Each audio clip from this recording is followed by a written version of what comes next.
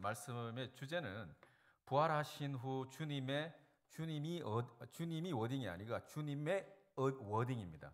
워딩이라는 단어 많이 들어보셨죠? 이게 이제 요즘 많이 이제 우리가 이제 뭐 외래어처럼 지금 사용하고 있습니다.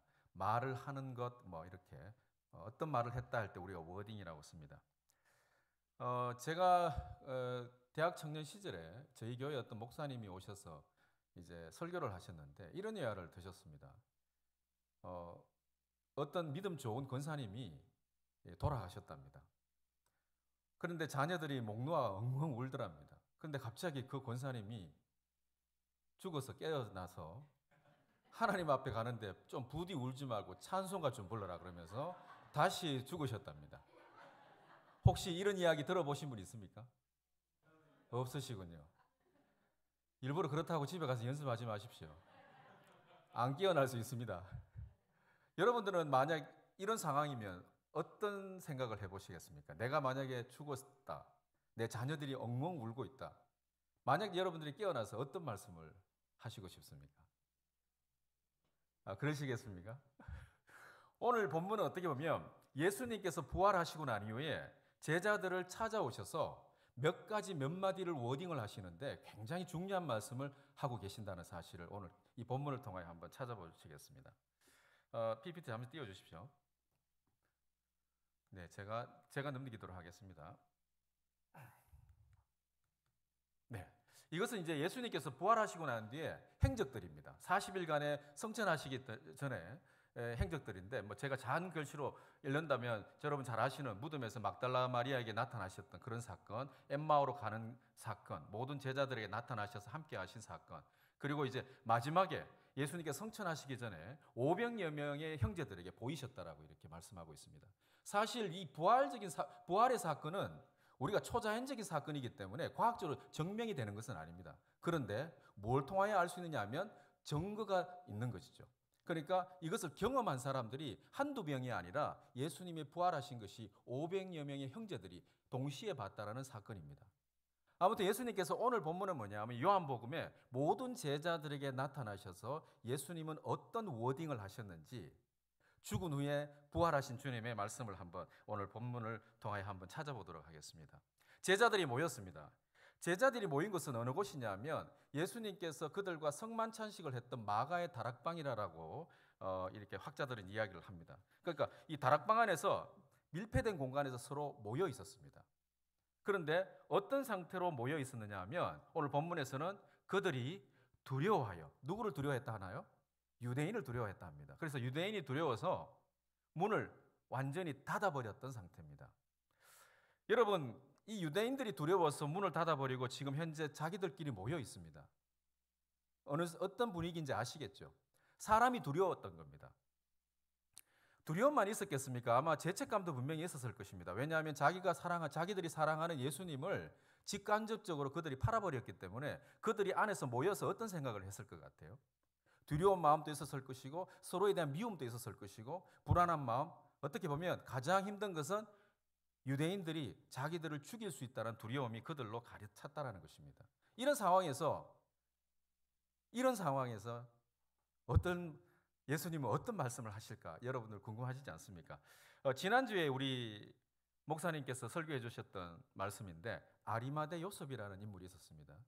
이 사람도 원래 이제 이 사람도 예수님의 제자였는데 뭐가 두려웠다 했습니까? 유대인이 두려워가지고 자기 신분을 노출하기 싫었던 것입니다. 그런데 어떤 일이 발생했습니까? 2일 후에 빌라도에게 가서 예수의 시체를 돌라고 이야기를 합니다. 여러분, 제자들과 아리마대 요셉과의 비교를 해보면 누가 더 인간적으로 많이 가졌다고 생각하시나요?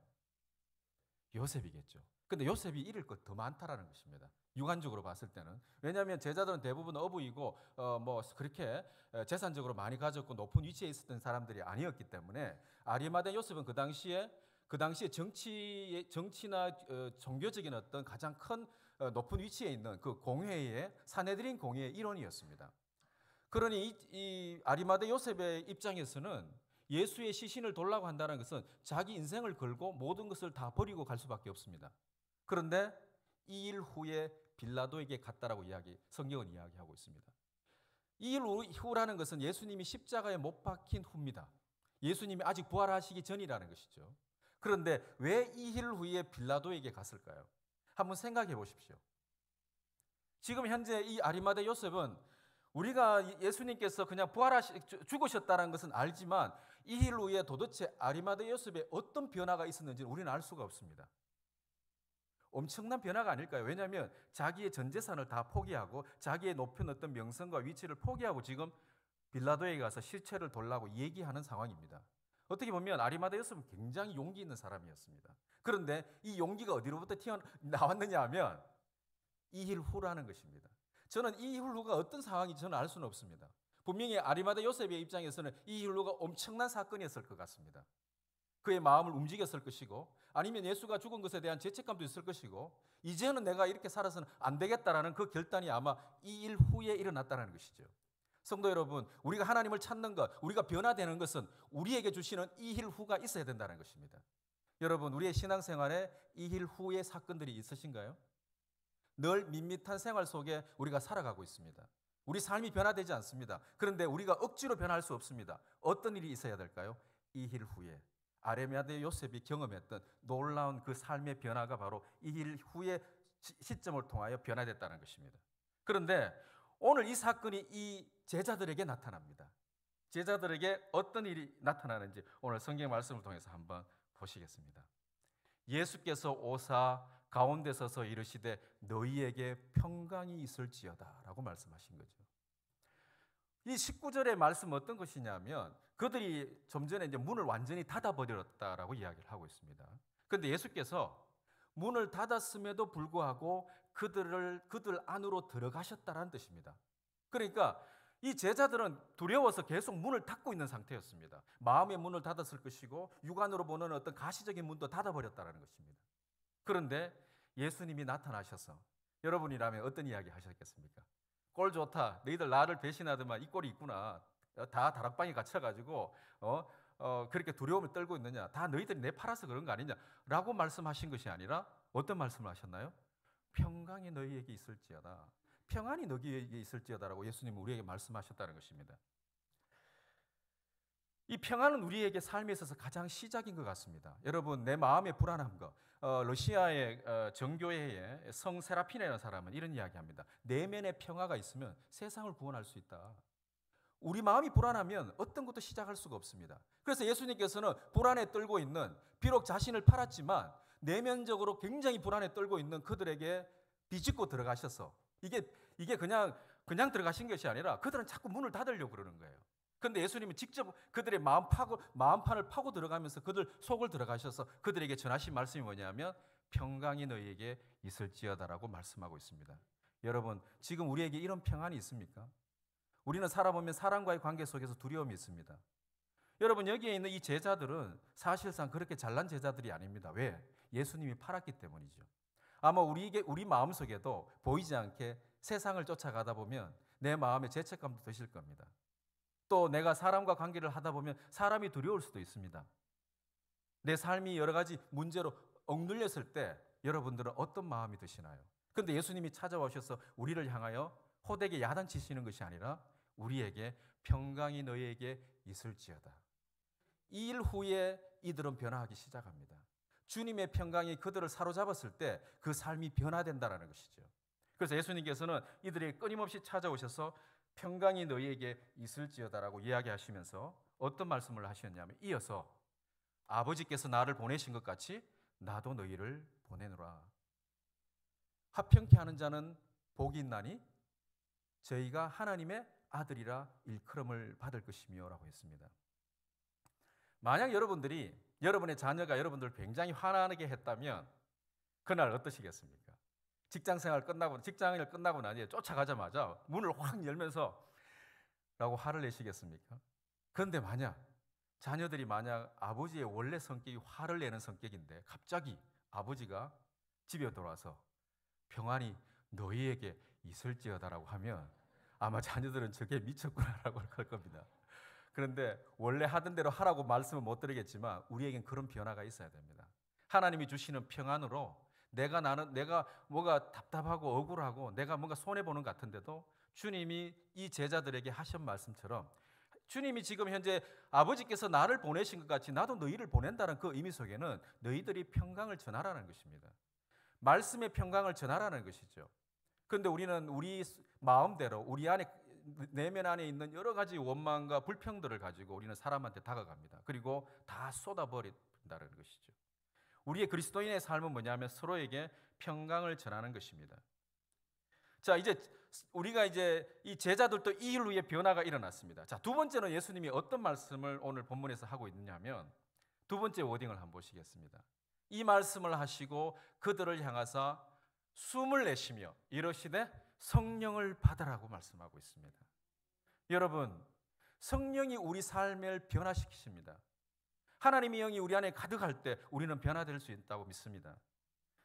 이 말씀을 마치고 숨을 내쉬며 이르시되 성령을 받으라고 하신 것이 어떠한 여러분 이 말씀이 어디와 연관이 되시나요? 바로 우리는 여기서 하나님의 창조의 섭리를 이해할 수가 있습니다.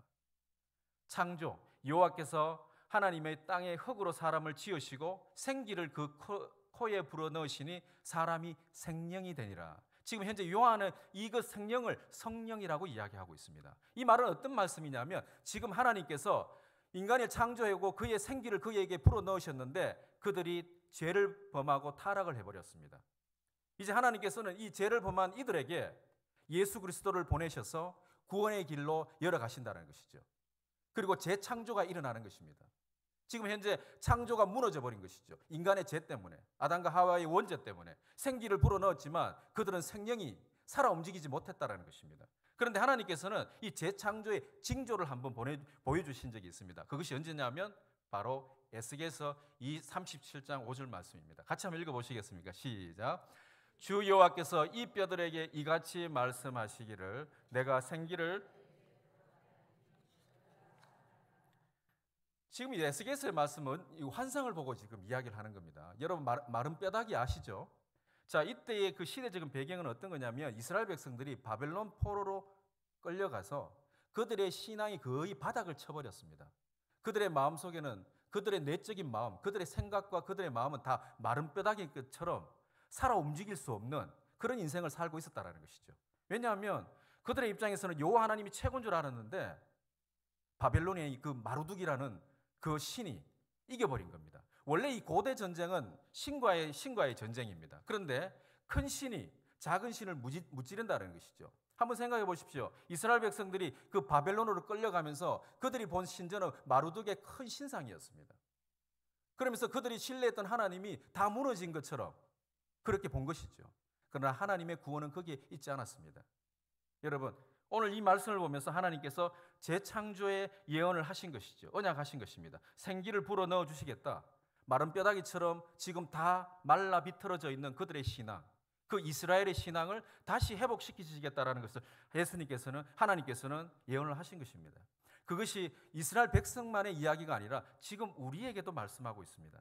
혹시 여러분의 심령이 지금 현재 마른 뼈다귀처럼 말라버려 있습니까? 우리가 성령으로 새롭게 되지 않으면 우리는 하나님 앞에 나아갈 수가 없습니다.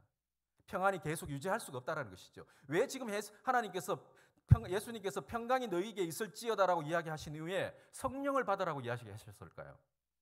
이제 곧 오순절의 다락방에서 이 성령의 놀라운 역사가 일어납니다. 그러나 이 제자들에게 먼저 찾아오셔서 이 성령의 역사를 그들에게 먼저 보여주셨던 것이죠. 자, 재창조의 완성이 됩니다. 바로 예수 그리스도를 통하여 재창조는 완성이 됩니다. 같이 읽어보시겠습니다. 시작. 그런즉 누구든지 그리스도 안에 있으면 새로운 피조물이라. 이전 것은 지나갔으니 보라 새 것이 되었도다. 아멘. 예수님을 통하여서 성령이 오시고 보혜사 성령을 보내신 하나님께서 예수 그리스도를 통하여 우리에게 재창조가 일어났음을 우리는 말씀하고 있습니다. 창조 때에 아담과 하와의 원죄로 인하여 타락했던 그 인간이 예수님께서 오셔서 부활하시고 그 제자들을 통하여 뿌어 넣어주셨던 그 성령이 다시 저 피조물이 다시 살아 움직이는 역사가 지금 우리에게도 일어나고 있고 지금 그래서 여러분들이 이 자리에 앉아 있는 것이 아니겠습니까? 이러한 성령이 우리 안에 가득하지 않는다면 우리는 변화될 수 없고 우리는 더 이상 나아갈 수 없다는 것입니다. 아마 우리는 두려움으로 늘 갇혀 있고 사람 눈치 보고 살고 세상의 눈치 보고 살고 그렇게 살아갈 수밖에 없습니다. 그러나 성령이 우리 안에 가득할 때, 그의 영이 우리가 풍부할 때 우리는 이 세상을 뚫고 나갈 수 있다는 것입니다. 제자들에게 찾아오셔서 하셨던 이야기가 평강이 너희에게 있을지어다. 그리고 성령을 받으라고 한 이유는 하나님의 영으로 너희들이 살 수 있다는 것입니다. 우리 그리스도인들이 살 수 있는 유일한 방법은 하나님의 영밖에 없습니다. 그런데 우리는 하나님의 영을 사모하는 것이 아니라 우리의 일상의 바쁨 때문에 하나님을 놓쳐버리고 살 때가 얼마나 많습니까?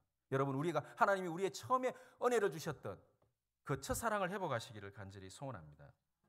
세 번째로 예수님께서 그들에게 말씀하셨던 워딩이 뭐냐면 같이 읽어보시겠습니다. 시작. 너희가 누구의 죄든지 사하면 사하여질 것이요 누구의 죄든지 그대로 두면 그대로 있으리라 하시니라. 아멘.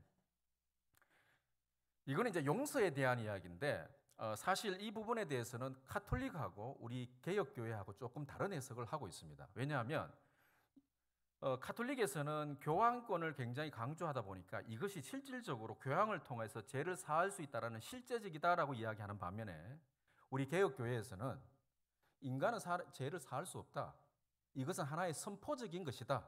우리 인간이 선포할 수 있지만 본질적으로 죄를 사하게 하시는 것은 바로 하나님밖에 없다라고 성경은 말씀하고 있고 우리는 그것을 믿고 있습니다. 그런데 이 학자들이 이러한 내용을 가지고 한번 그 원어를 이렇게 분석해 본 결과 저 의미가 어떤 의미냐면 이렇게 표현되어 있습니다. 만일 너희가 누구의 죄든지 그 용서받음을 선언하면, 이 선언한다는 말이 뭐냐면 복음을 전하면이라는 뜻입니다. 이 말씀은 어떤 말씀이냐면 제자들에게 너희를 복음을 전하면 그 복음을 믿는 자들은 그 죄를 사함 받는다는 것이죠. 그러니까 선포하는 것은 우리가 선포하되 결과적으로 복음을 통하여 죄를 사함 받는 것은 하나님께서 그렇게 하신다는 겁니다.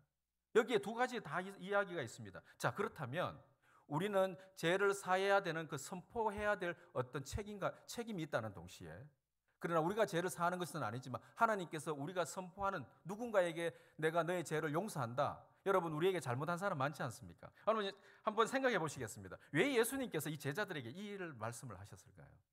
첫 번째는 누구를 용서하라는 말인가요? 아마 서로에 대한 원망이 있었을 겁니다. 왜?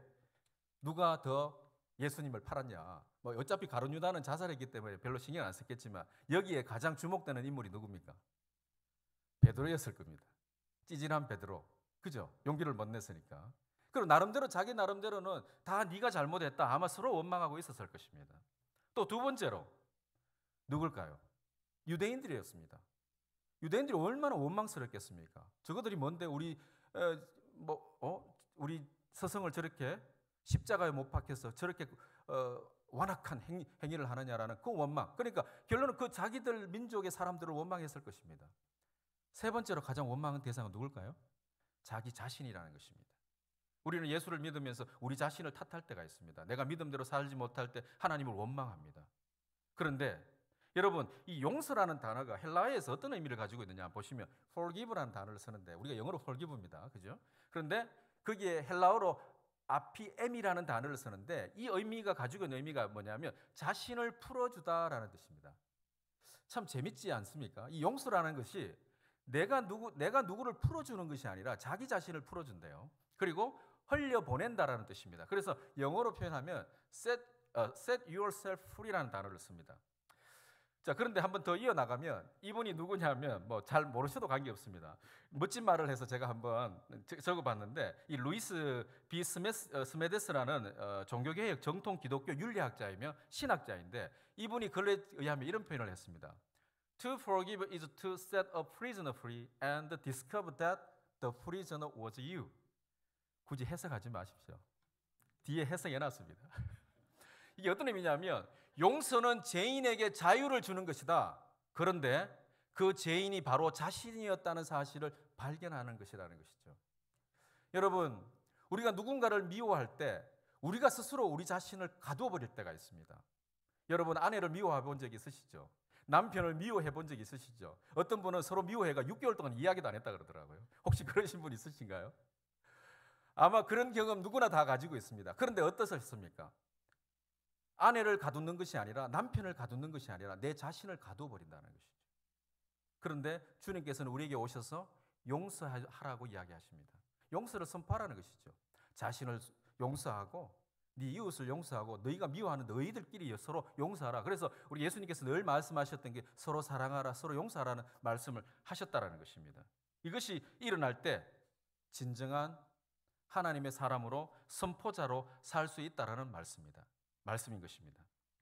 이제 마지막으로 이제 우리가 다음의 워딩을 한번 보시겠습니다. 여러분, 다음의 워딩은 사실 이 전체 나중에 이제 예수님께서 다시 이제 제자들에게 나타나셔서 보시면 평강이 너희에게 있을지어다라고, 그 당시엔 도마가 없었습니다. 그런데 도마가 어떤 의심을 했습니까? 같이 한번 읽어보시겠습니다. 시작. 도마에게 이르시되 내 손가락이 이리 내밀어 내 손을 보고 내 손을 내밀어 내 옆구리에 넣어보라. 그리하여 믿음 없는 자가 되지 말고 믿는 자가 되라 말씀하셨습니다. 그때 이 도마는 다 제자들이 있을 때 혼자 그 자리에 없었습니다. 오늘 본문에 보시면 아실 겁니다. 그런데 다시 돌아와서 제자들이 이야기합니다. 예수님 다시 살아나셨다. 그런데 내가 예수님의 손가락과 옆구리를 만져보지 않으면 난 도무지 믿지 못하겠다라고 이야기합니다. 그리하여 믿음 없는 자가 되지 말고 예수님께서 나타나셔서 직접 이제 보여주셨던 것이죠. 참 그러면서 참 놀라운 것은 예수님께서 직접 제자에게, 도마에게 자신의 어떤 그 믿음을 설명하기 위해서 자신의 몸을 보여주셨던 것 같습니다. 그래서 도마가 그때서야 이제 믿겠다라고 이야기하지 않습니까? 그리고 29절에 이런 말씀을 합니다. 같이 읽겠습니다. 시작.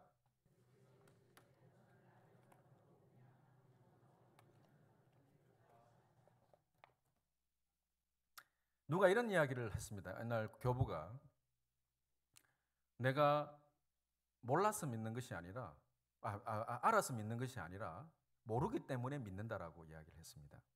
오늘 여러분 이 보시면 너는 나를 본고로 믿느냐? 우리는 사실 감각적인 걸 너무 좋아합니다. 여러분 그 MBTI 이렇게 한번 해보신 적 있으시죠? MBTI 해보면은 S라는 어떤 유형이 나옵니다. 그 S가 이제 감각을 나타내는 것인데 이게 오감을 나타내는 것이라고 합니다. 이 사람들은 굉장히 모든 것들을 다 이렇게 봐야 되고 만져봐야 돼야지 믿는답니다. 그런데 T 성격이 있는데 이것은 직관적이라는 것입니다. 그런데 여러분 이게 뭐 중요한 것은 아닙니다. 그런데 우리 모두가 하나님을 믿을 때 굉장히 믿음보다는 뭔가를 봐야 되고 뭔가를 만져봐야 되는 어떤 감각적인 믿음을 굉장히 좋아한다라는 것이죠. 그러나 그것은 믿음이 아니라는 것입니다. 그래서 오늘 예수께서 말씀하셨습니다. 너희가 나를 본고로 믿느냐? 보지 못하고 믿는 자들이 복되도다. 여러분 보지 않고도 우리가 이 믿음을 가질 수 있다라고 우리에게 말씀하고 있습니다. 오늘 이 믿음을 이야기하고 있습니다. 오늘 마지막으로 정리를 해보면 오늘 어떤 워딩을 주님을 말씀하셨습니까? 네 가지를 말씀하셨습니다. 제자들에게 나타나셔서 먼저 화평과 평화와 사명을 선포하셨습니다. 너희도 그렇게 전하라. 그리고 재창조에 대한 이야기를 하셨습니다. 성령을 받아라는 것이죠. 그리고 용서를 강조하셨고 믿음을 강조하셨습니다. 그런데 저는 이 네 가지가 다 이루어지기 위해서는 우리가 성령을 받아야 된다는 것이죠. 하나님의 영이 우리 안에 가득할 때 우리는 용서할 수 있고 우리가 평화를 선포할 수가 있습니다. 우리가 아무리 의지적으로 우리가 해본다 하지만 그것은 한순간뿐입니다. 그래서 여러분 성령을 구하십시오. 그래서 우리가 성령을 구하라고 그렇게 예수님께서 제자들에게 말씀하셨지 않습니까? 오늘 이 말씀을 통하여서 우리가 하나님의 영을 받고 정말 이 세상을 용서하고 품을 수 있는 참된 우리 그리스도인들이 되기를 간절히 주님의 이름으로 축원합니다. 아멘. 잠시 기도하겠습니다.